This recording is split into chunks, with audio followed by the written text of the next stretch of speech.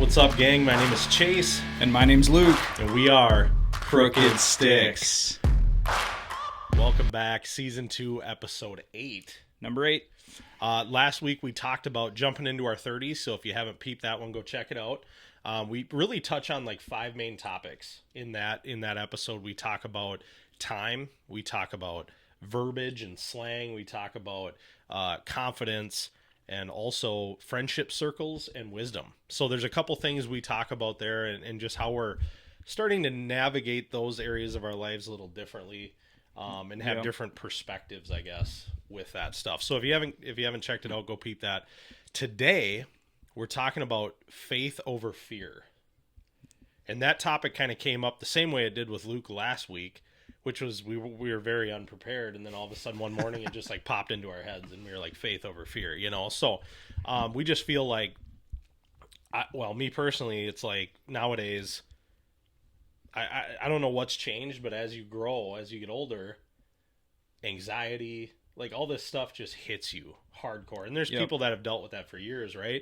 But for me specifically, I never really feared or had anxiety much as a kid growing up. If there was anything I had anxiety about, it was maybe rejection, but it was never anything else. Right. And now as you become a husband or a wife, if you become a father or a mother, it's like your anxiety goes to a whole new level.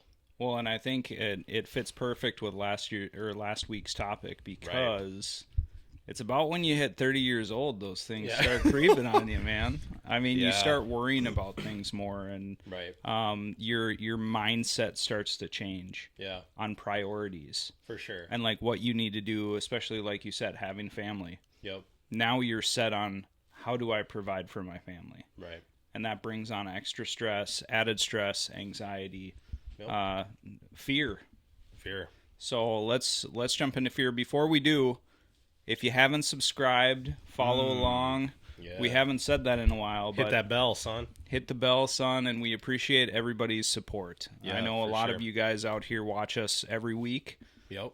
There's a lot of newcomers that tune in as well, so we appreciate you tuning in. There's still a lot of people that hate us. Yeah. Whatever, dude. I mean, just don't care. Yeah. It's one of those things where it's a slow growth, but that's fine with us, you know, because that's not why we're here for it. We would love for you guys to tune in every single week, but at the same time, the meaningful things that have happened to us in the last couple months of people reaching out, those deep conversations that have had are incredible. Like awesome. Literally incredible, amazing to hear people digging into their faith. Thinking about new things.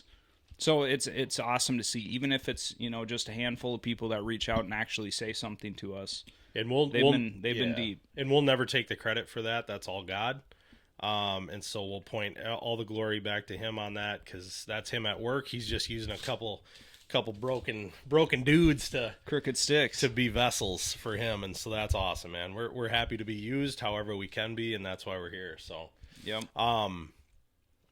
Awesome. So really when we started talking about faith over fear, right, and the fears we have, we kind of landed on 2 similar topics. And the first topic is the unknown. The unknown. Yeah. And just for a moment here, think of what your thought process is on the unknown in your life. Just breathe it in for a second before we say ours, because it's probably very similar. Yep. Go ahead, list them off in your head. You know, those things. We'll just take a little break here and come back. What do you have for the unknown? Let's hear it. Yeah, so my unknown is, when I was thinking of the unknown, I'm thinking like work-related stuff, being able to provide, like you said, provide for your family. And obviously that's a little different for maybe us than it is for you, because we're in a commissions type job. You might not be. But there are some people that, even though you're not in a commission type job, maybe you go to a job and you're unsure of if you're going to have a job. Right. Maybe there's company changes going on. There's layoffs happening, whatever it might be. Being able to provide in the unknown of what would happen if I can't.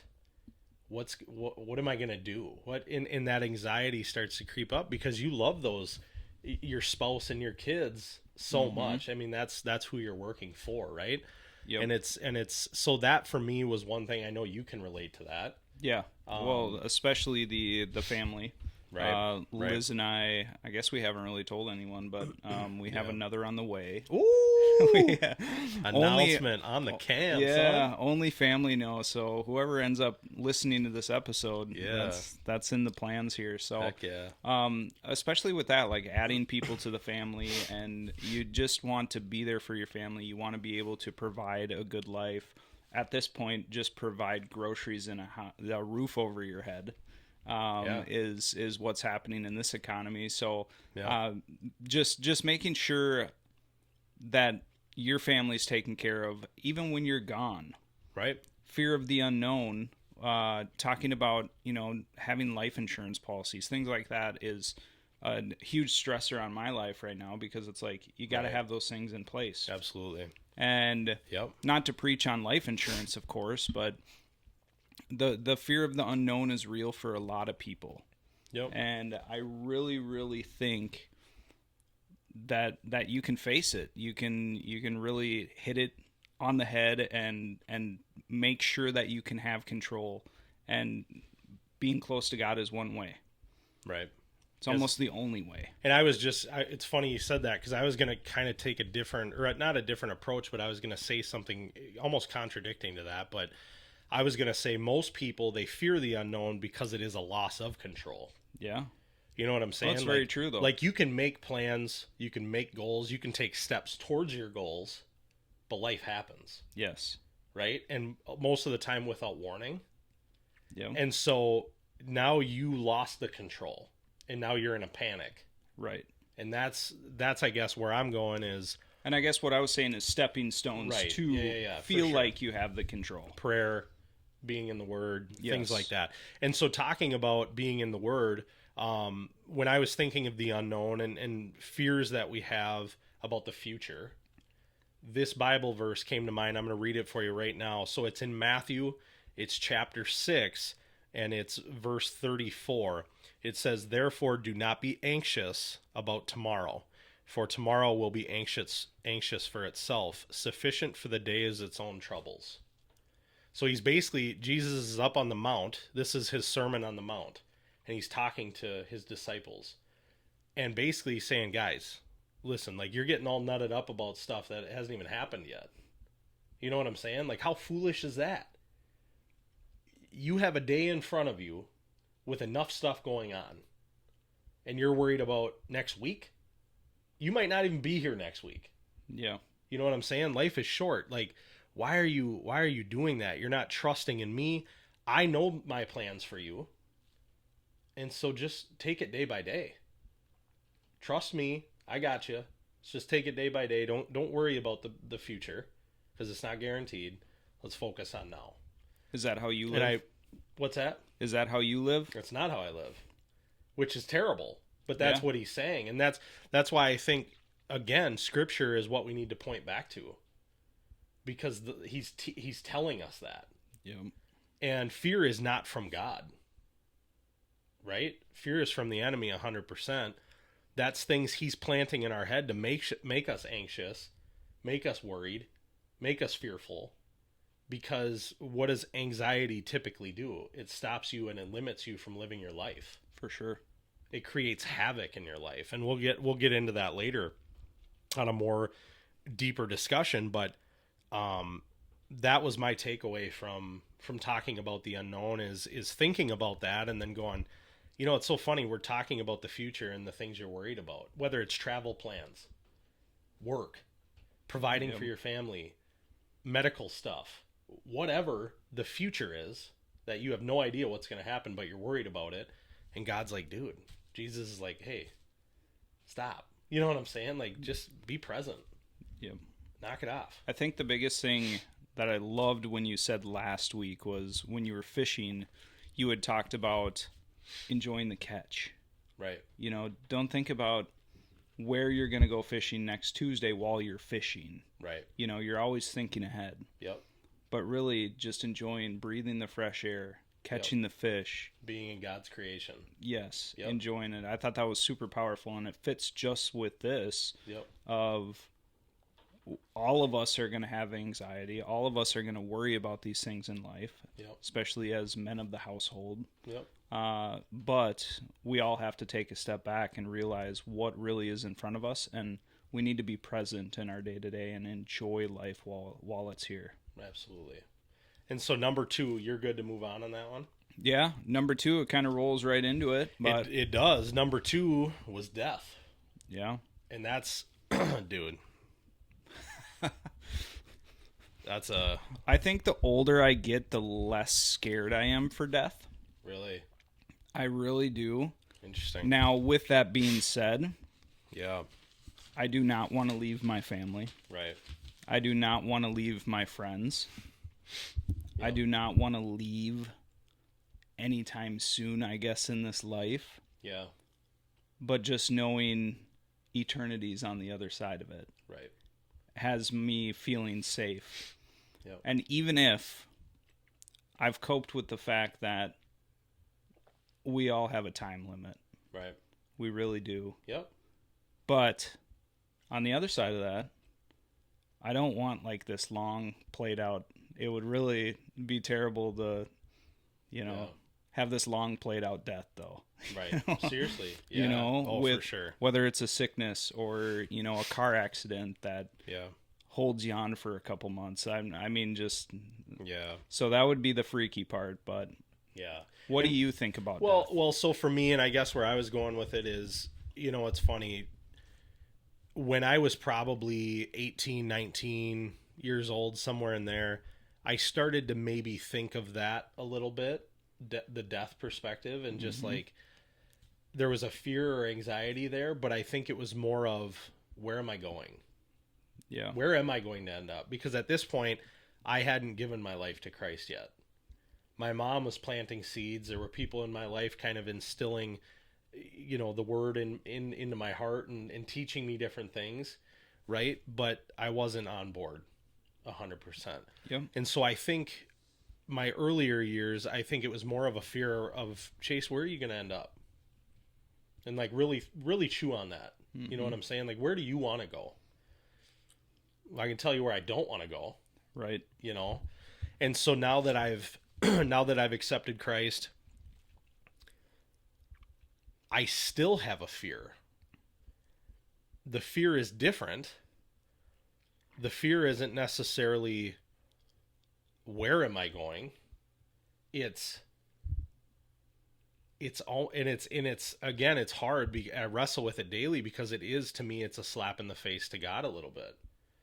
But there is a fear of, when I pass away and I'm standing face to face with my Creator, how can He love me? Yeah. Like, that's hard for me to wrestle with, dude. And I constantly have to come back and trust His promises and read His promises and hone in on that, because it's hard for me. It's hard for me to truly sit there and think like, man, He's going to let me into a perfect kingdom that He's created for His people. Like, I'm one of those people. Like, that's hard for me to even wrap my head around. Right. I think for a lot of people, Judgment Day is something that you look forward to in a way, but at the same time, standing there, if you truly think about it, right, that's going to be quite the moment. And I feel like you hear people say like, he or she was a God-fearing man or woman, or the fear of God was in them. Like, you hear these different sayings, and I've always wondered what that meant. And what I've come to find out is you're not scared of God. What you are is you respect His authority. You respect the power He has. So I'm not scared. I'm not scared that when I come face to face with Him, that I'm going to be fearful of Him. That's like I'm going to be scared to. It's not like that. It's more of like a Heavenly Father, just like you're a little boy. You're a kid, right? And you've done stuff wrong, and your dad says, hey, come here. And you're like, I've let you down. I know that. And now I got to look you in the eyes. You know what I'm saying? And I know you love me. Like, I get that.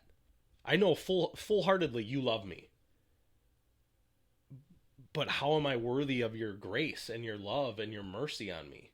So true. You know what I'm saying? Like, and that's my fear, is that's where the anxiety comes in, is when I get up there, my biggest thing is I don't want him to look at me and say, I'm sorry, I never knew you. I'm sorry, you weren't living for me. And there's days I think, man, I'm doing really good. And then there's days where I'm like, man, I ain't doing it right. You know? Yeah. But I think that's part of faith. That's part of the journey, is you have highs and lows. And it was cool. I saw a sketch the other day, and it says how, it talks about how people think it is with Jesus in their life. And it's like this straight line up to the finish line. And then they're at the flag and they're like, yeah, It's just not the case. And then there's like another one that says how it actually goes. And there's the starting line. And then it's like they fell off a cliff. Then they rock climb up. Then they like hit something and break their leg. And then it's constant. And then at the end, they're like beat and battered. And they're like, yeah, Yeah. And that's the reality, is that's what it is. And you're gonna have these moments of doubting yourself. And here's the reality. I know I ain't good enough. I know I'm not good enough for him to let me in there. Right. 100%. But Jesus is, and that's what I got to keep coming back to. And I think as hard as it is, I would rather stand before him knowing I'm not good enough, and knowing that I don't deserve to be there. I don't deserve his love. I don't deserve his grace. I don't deserve his mercy, than to have the mindset that I think some people of faith do, where it's like, no, I know I'm in. I know I'm going. I know I'm in there. Right. It's good to have trust, but is part of that arrogance. You always have to keep yourself on your toes. Is part of that, yeah, and is part of that you thinking you're worthy. Is part of that you thinking I'm righteous enough because of all the things I've done, or the good I've done, or the works I've done. Yeah. Again, your works do nothing for you. Your works do not allow you into heaven. You know what I'm saying? Mm-hmm. And so when you stand before him and you start going, but I did this, I helped this person, I did this, I donated all the time, I gave my time, I did this, I did that. He's going to go, yeah, but did you know me? I didn't know you. You were doing it for your image. You were doing it to make yourself look better. You weren't doing it for me. You had wrong intentions. So true. And so that's what I keep coming back to. But that is a fear that that's something in me that I wrestle with daily. Yeah. Every day I wake up and I have to kind of remind myself of God's promises to me. And I feel like there's a lot of people that wrestle with that. Yeah, 100%. Just with the chat about, Judgment Day. Right. Whether you're a believer or not at this point, I think that's in everybody's mind of how could that really go? Right. And Absolutely. A lot of people just want to, they get to a point where they don't believe, or they think they're too far gone to where they're like, there's no turning back now. But they don't realize what can change in their life. Right. Yep. But going back to the whole topic of fear of death. Yeah. I really think the fear of death is somewhat important in a way in the topic of Correct. How you're doing it, or how you're talking about it is not being good enough when that judgment day comes. It's a healthy fear of God. Yes. And his authority, his power, his wrath. Yep. Right? We should fear that. We should. And so I want to read this to you because this ties into exactly what we're talking about. Okay. So again, I'm reading you something that Jesus says. Okay. And which chapter? It's Matthew. It's Matthew again. It's chapter 10, and it's verses. I'm going to actually just go to verse 28. Okay. So Matthew 10:28. He says, "Do not fear those who kill the body, but cannot kill the soul. Rather, fear him who can destroy both soul and body in hell." Yeah. How powerful is that? I would fear him. You know what I'm saying? Because, yeah, dude. Again, you're talking about. I've said that. I've said that before. You know, like, no, I don't fear man, right? I don't fear how people are going to talk to me about my faith and belittle me and blah, blah, blah, or persecute me in those ways, because that's irrelevant. I'm living for the one who is the ultimate decision maker of my life. Right. And so I'm going to fear that guy because he talks about it. Read this book and you'll find out. Don't live for him, and you're going in a fiery pit of hell. That's, I mean, plain and simple, that's what he says. I'll throw you in the lake of fire. I don't want to go there. And I have a genuine fear of that because I know his power and I trust his authority. You know what I'm saying? Like, yeah. I know, I trust he is who he says he is. Again, sounds contradicting because I have to keep going back and trusting his promises as well. But so, man, it's crazy. But I thought that was a good one to pull out. And again, Matthew 10, verse 28, he says, "And do not fear those who kill the body but cannot kill the soul. Rather fear him who can destroy both soul and body in hell." And I think this relates back to not only fear of death, but back to the unknown as well. Sure. Because we really don't know when our day is coming. Not at all. Every single one of us is going to die eventually. Right. Sad deal, but it's about to happen, you know? It is what it is, man. And it's happening every day.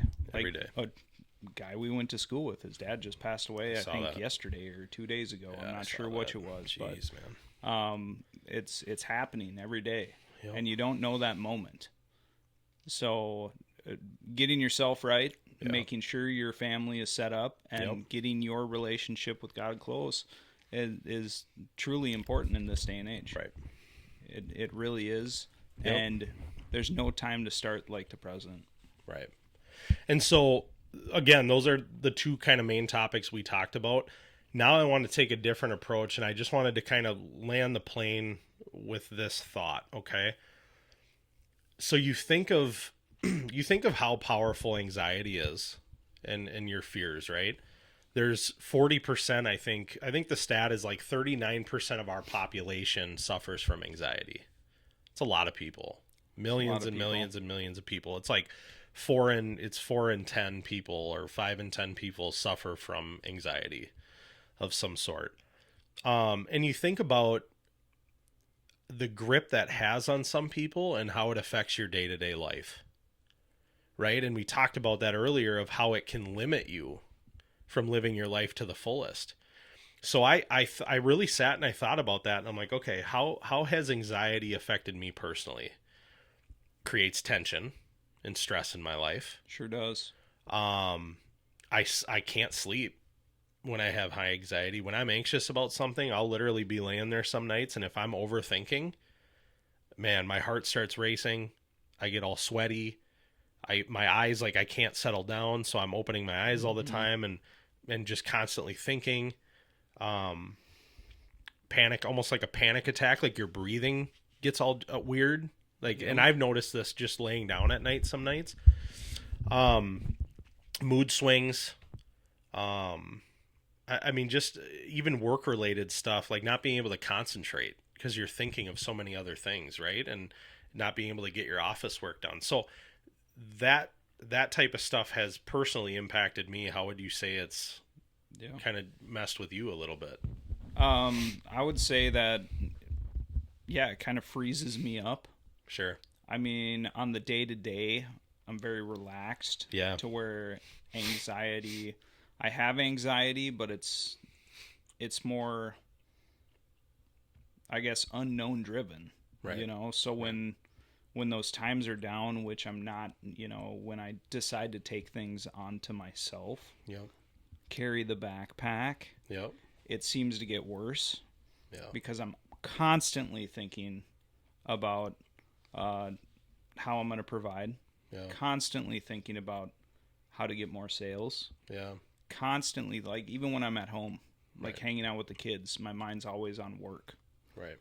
And so I find that, not being aware of my surroundings sometimes, not being able to listen to my wife because I'm in my own head, having those conversations.